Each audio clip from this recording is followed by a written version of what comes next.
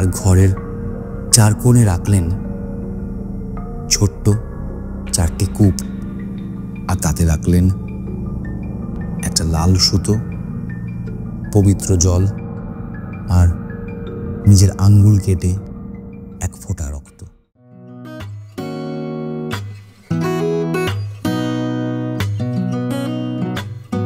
আজকের ঘটনাটি হুগলি জেলার সিঙ্গুরের। যার সাথে ঘটেছে তার ঘনিষ্ঠ এক বন্ধু আমাদের জানিয়েছে সেই ভয়ঙ্কর অভিজ্ঞতার কথা,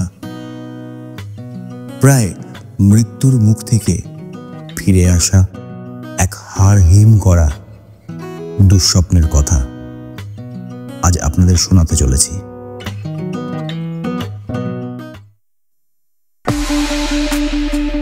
তাহলে আর দেরি কিসের? ঘরের লাইটসগুলো অফ করে দিন।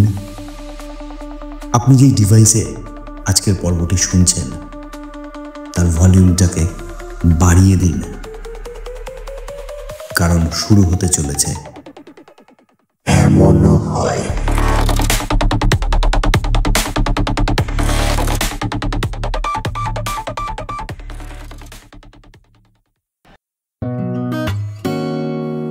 শুভ বয়স 27-এর একটি ছেলে, পেশায় এক বেসরকারি ইন্স্যুরেন্স এজেন্ট। মানুষ হিসাবে বেশ ভদ্র এবং পরিশ্রমী। কাজের জন্য প্রায় সন্ধে 7টা, কখনো 8টা, এমনকি 9টার পরেও তাকে যেতে হয় ক্লায়েন্টদের বাড়ি। আর এ কাজে তার উপার্জনও ঠিকঠাক। ঘটনাটি শুরু হয় কোনো এক গ্রীষ্মের বৃহস্পতিবার। দিনটা একটু অস্বাভাবিক রকম গরম ছিল। শুভ সেদিন বেরিয়েছিল জাঙ্গিপাড়ার দিকে এক ক্লায়েন্টের বাড়িতে। কাজ সেরে ফেরার সময় ঘড়ির কাঁটা 9:30 পেরিয়ে প্রায় 10টা ছুঁই ছুঁই। বাইক স্টার্ট করে রওনা দেয় বাড়ির পথে। দেরি হয়ে গেছে, আর কিছু ফর্ম রেডি করে পরের দিন অফিসে জমা করতে হবে। গুগল ম্যাপে দেখে মূল সড়কে যাওয়ার একটা শর্টকাট রাস্তা আছে, যদিও সেই রাস্তা আগে শুভ কখনো নেয়নি, কিন্তু ম্যাপে দেখাচ্ছে প্রায় 15 মিনিট কম লাগবে এই রাস্তা দিয়ে গেলে। আর কিছু না ভেবে ও নিয়ে নেয় শর্টকাট।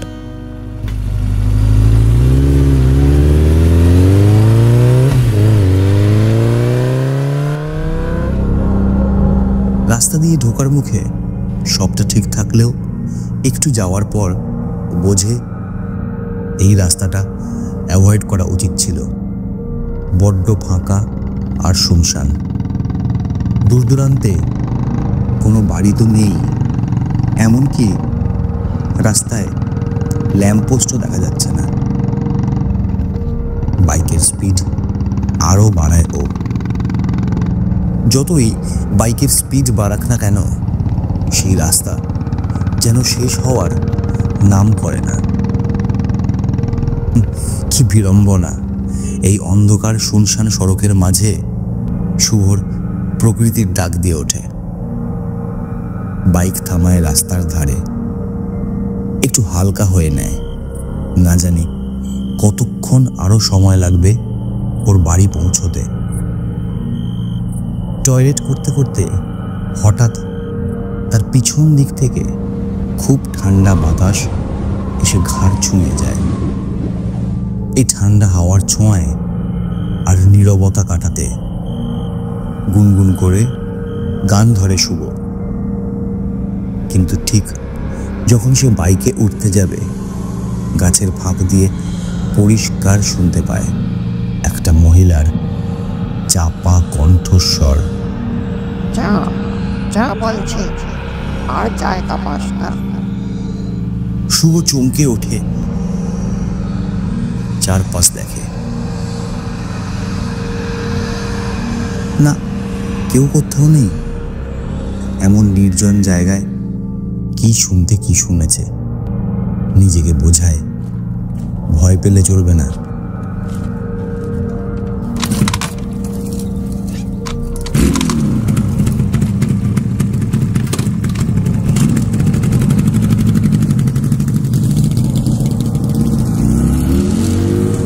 কিন্তু বাইক চালাতে চালাতেই আয়নার দিকে তাকিয়ে মনে হয় বাইকের পেছনে কেউ বসে আছে। কোনো ছায়া, অন্ধকার আর ভূতের কল্পনা মনুষ্য জাতির এক আদিম অভ্যাস। নিজের মনেই একটু হেসে বাইকের গতিবেগ আরও বাড়িয়ে দেয়।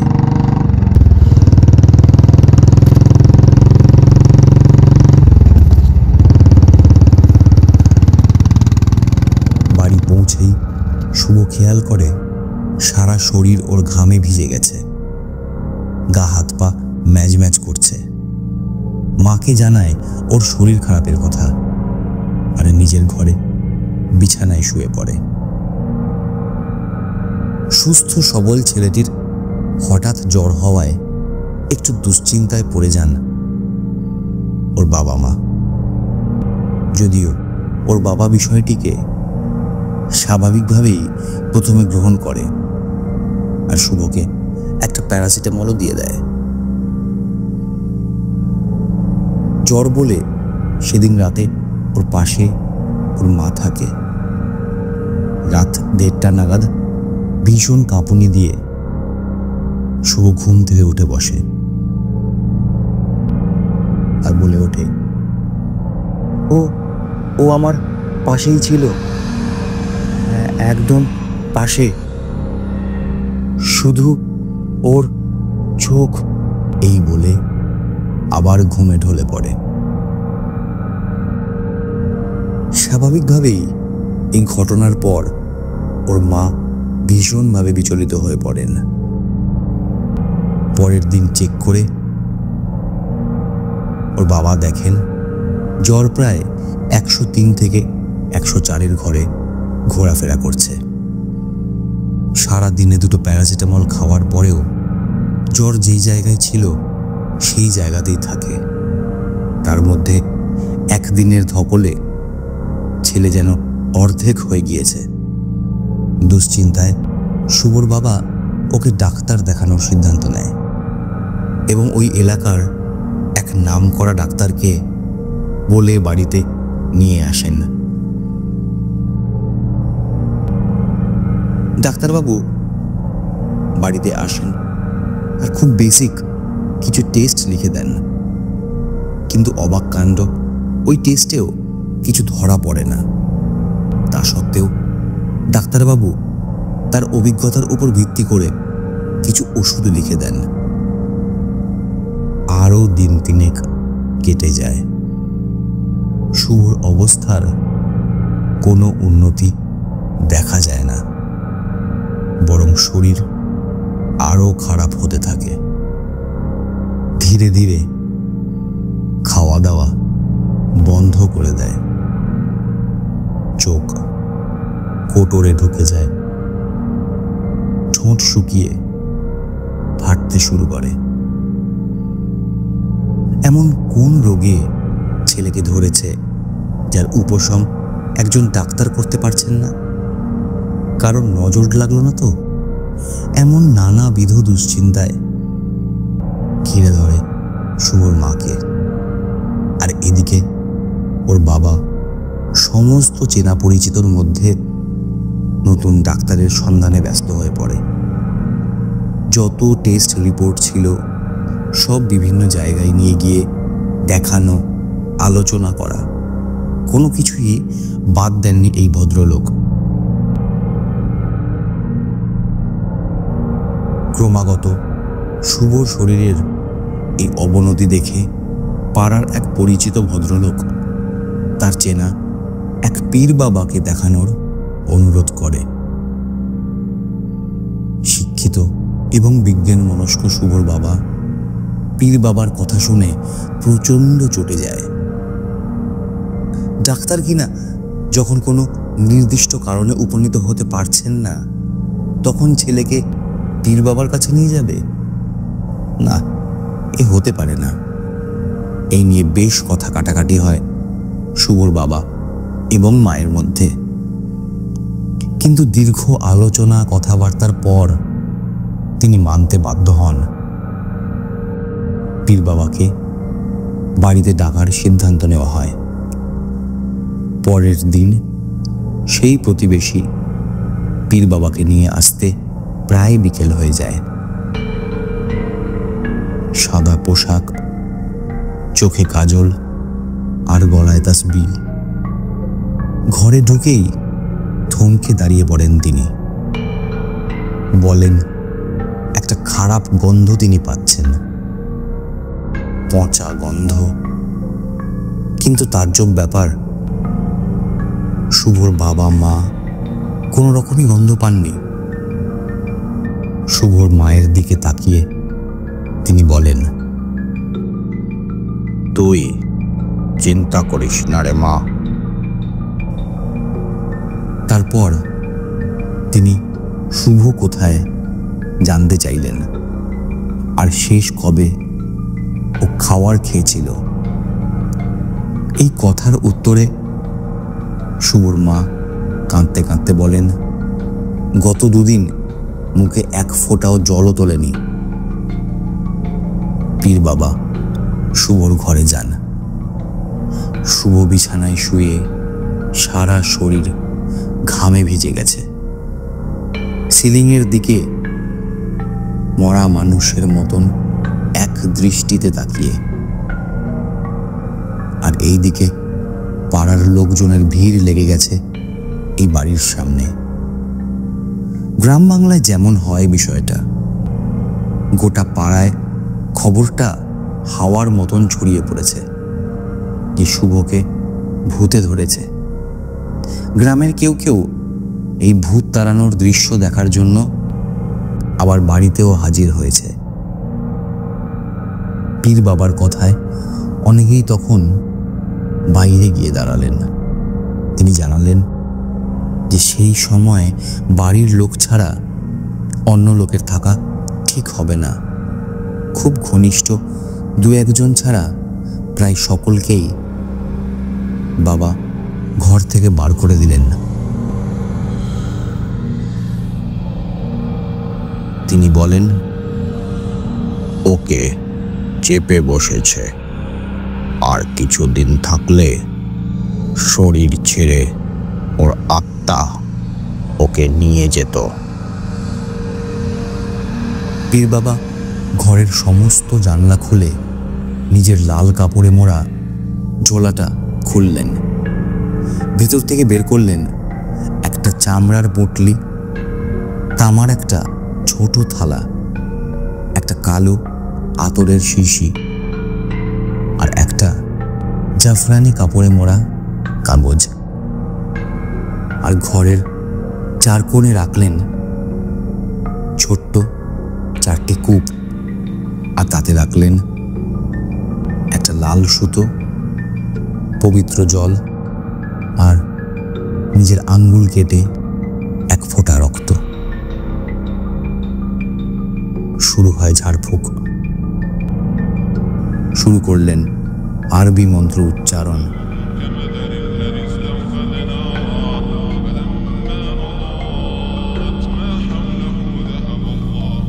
তারপর একটা তামার থালার উপর সেই আতর ঢেলে তাতে আগুন ধরিয়ে দিলেন।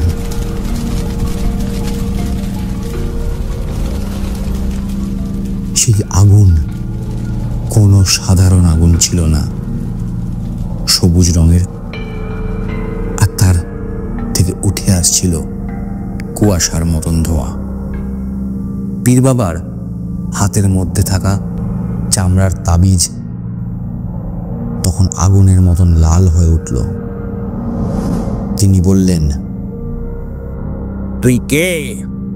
কিসের পাপ নিয়ে বসে আছিস এখানে?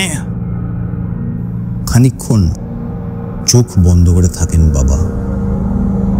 তারপর হঠাৎ গম্ভীরভাবে বলে ওঠেন, কিভাবে অসম্মান করেছে তোকে?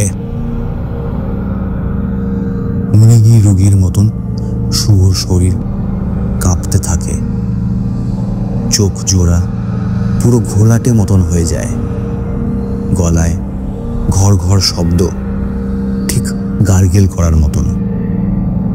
আবার চিৎকার করে বলেন, তোর নাম বল। নাম না বললে তোর ঠাঁই আল্লাহ কোথাও হতে দেবে না। খানিকক্ষণ চোখ বন্ধ করে উপরের দিকে মুখ করে থাকেন বাবা।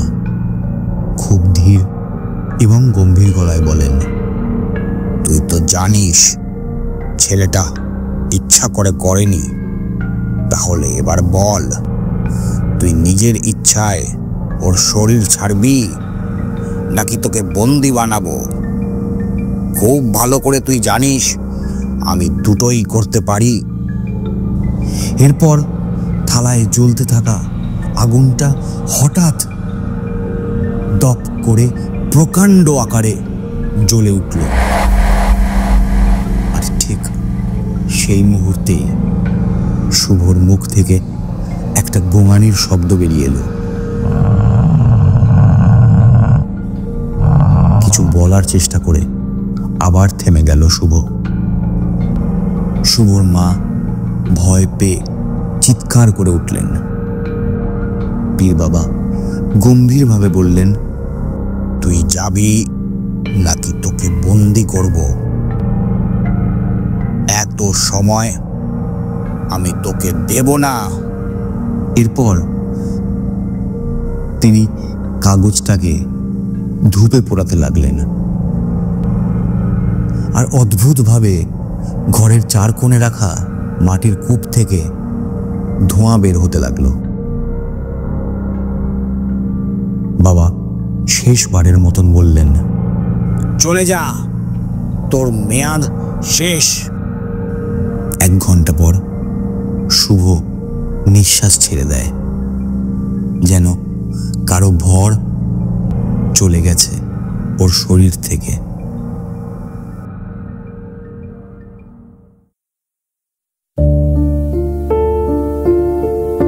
পীর বাবা শুভ মায়ের দিকে তাকিয়ে বলেন, এই কদিন তোর ছেলের শরীর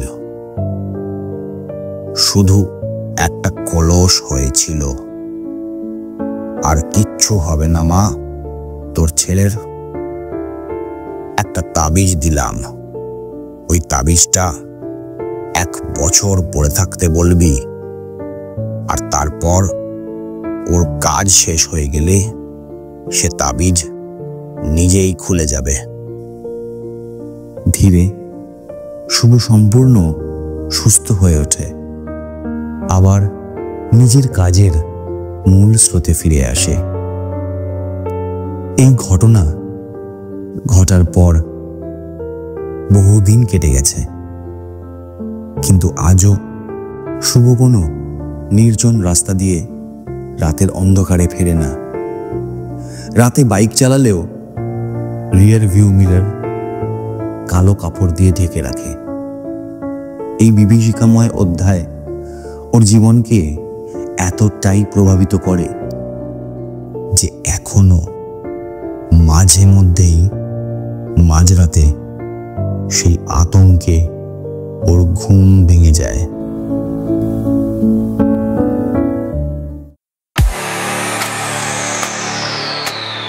আপনারা শুনছিলেন এমনও হয়, আর আমি আপনাদের হোস্ট সৌম্যজিৎ। এমনই নানান সত্যি ভৌতিক ঘটনা শুনতে আমাদের চ্যানেলটি সাবস্ক্রাইব করবেন প্লিজ। আর আজকের পর্বটি ভালো লাগলে ভিডিওটি লাইক আর শেয়ার করতে পারেন আপনার বন্ধু চেনা পরিচিতের সাথে।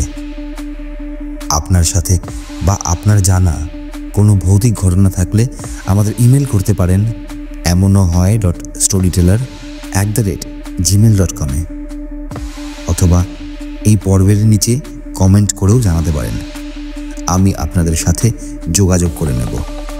দেখা হচ্ছে পরের শুক্রবার ঠিক রাত 9:30। শুভরাত্রি। ভালো থাকবেন, সুস্থ থাকবেন, আর এমনও হয় সাথে থাকবেন।